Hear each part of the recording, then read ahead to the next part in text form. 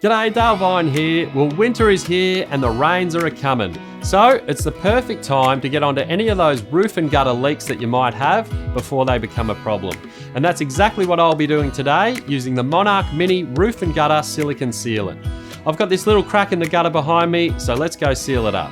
The Monarch Mini Roof and Gutter Silicone is ideal for repairing leaking gutters and downpipes. When used with a Monarch Mini Compact Caulking gun, you'll be able to access those hard-to-reach spaces that traditional caulking cartridges can't access. It's perfect for small outdoor projects and will reduce waste associated with excess product. Before you start, ensure your surfaces are clean, dry and free from oils. Hold your gun at a 45-degree angle and dispense silicone with a steady trigger pressure, pushing the sealant ahead of the nozzle, filling in the cracks where necessary.